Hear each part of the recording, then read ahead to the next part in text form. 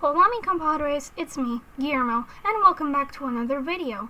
Now this isn't the usual type of content I make, but I have grown so angry at the thought of the horrendous writing of the Planet X arc that I just have to complain about it. Before the video starts, I want to say that I am no professional writer, and please respect my opinions. Now let's start with this disaster piece of an arc. What do you think about me, Morris? Battle of Planet X sucks. The whole Battle of Planet X wasn't necessary. We didn't need to have Planet X manipulating Uranus. Planet X was introduced as a victim, so where did all this malice even come from? Like, you ungrateful trauma ball, you already have the fat mass out. What do you want from his wife? We didn't need Planet X causing this whole battle. We could have still had him beefing with Saturn, while the others tried to convince him to see Jupiter. And also, how the hell did Proteus stop Planet X? We worked 4 episodes to stop his antics, but all it took was just Proteus. I have seen the Owl House do a similar thing with the Collector, but it was more understandable since he was all a powerful being, so of course he would be able to stop Delos with one finger. But Proteus, you're telling me that some toddler stopped an edgelord by saying one sentence? That literally makes the victory unearned for me. Alright, brother, get out, get out, get out! This is my video, not yours! Get out! No! I won't complain about the cousins, since it was kinda cool to see Neptune caring about Uranus, which I totally didn't write an angsty AU about. Now, the reason that this chapter is so short is because I moved the big problems onto the next chapter. Just be honest, please. Well, honestly, I think you're really f***ing annoying. Okay, let me be honest. This character is a freaking cardboard cutout that Solarballs shit into a million pieces, burnt in a wildfire, scooped out their ashes, and fed it on a burnt food plate to us. This character is so blank and has so much missed potential that it makes me want to jump out a freaking window. It was so bad that I had to write an entire chapter dedicated onto this quote-unquote character. So first of all, Mars doesn't feel like a character. He just feels like a cardboard cutout that Earth and Venus carry around. The writers forgot about him so much that he was gone for 3 episodes, leading up to a huge build-up, and when he finally came back, he was staring at space. I'm sorry? You're telling me that some random edgelord is going to replace this guy's mentor, his role model, that he obviously cares about a lot, as being shown that he's always the first one to check up on Jupiter, and he's gonna sit in the corner and watch into space.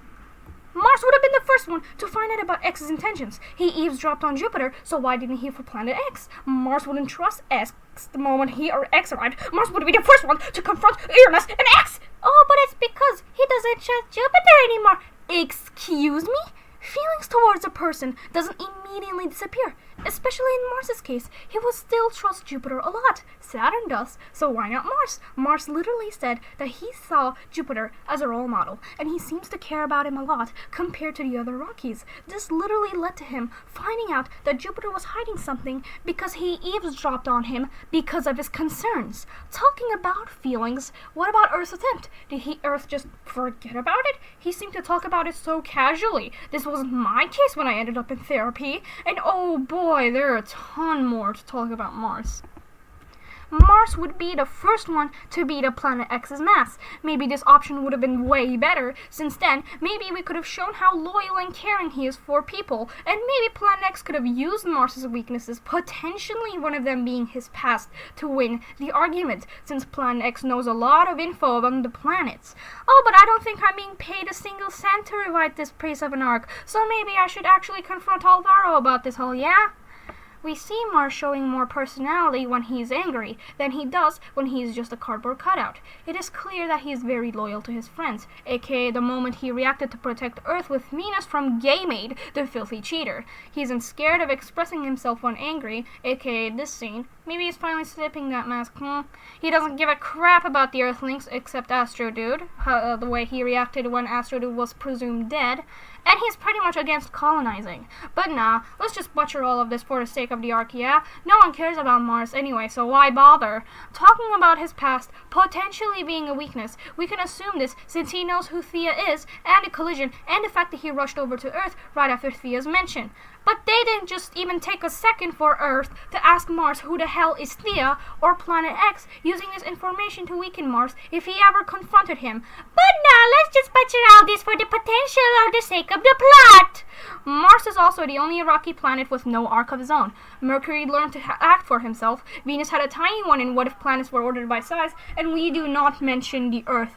Do you see what I mean by that stupid theory I made? Normal characters aren't this blank, even though I can clearly tell that leaving Mars out or making him useless isn't a build-up for a potential villain. This even led me to writing the Thea arc before it even came out, which I plan on making a video about later. I probably have another ton of things I want to mention here, but the video isn't getting any shorter, so let's just get all to the other things. Mr. Phone, I think I got some wires, Mr. Phone. Let's cut this short before I actually decide to jump out, yeah? The female characters. There are always love interests for a male character. Like Titania, what did they do to you? Callisto, where did your emo go? What's going on? The Dark Side of the Moon. DSTOM for short.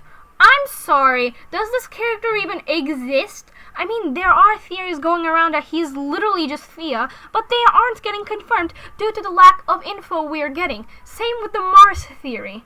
The lack of Astro Dude. It's nice to see him return, but do not forget, he's the main character, and his side characters have more screen time and plot than him. The show still identifies itself as educational. Sure, they do sneak a few educational things onto the episodes sometimes, but it just doesn't feel the same. I don't feel happy anymore. The show that cured me from old school now just puts me in great misery. The old episodes were short and educational. We always got to learn something. I felt happy watching them. But now, I don't feel happy.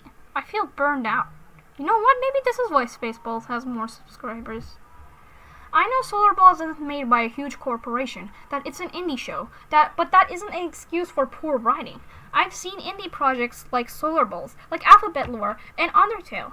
Maybe Solarballs can host an event for the community to write an episode, or that they can get help from their community. There are amazing people who are talented, and they wouldn't mind writing things for their favorite show, including me. So, sayonara, and see you next time. Up, please, you're so annoying. Wait, shut up. I just need to be sad right now.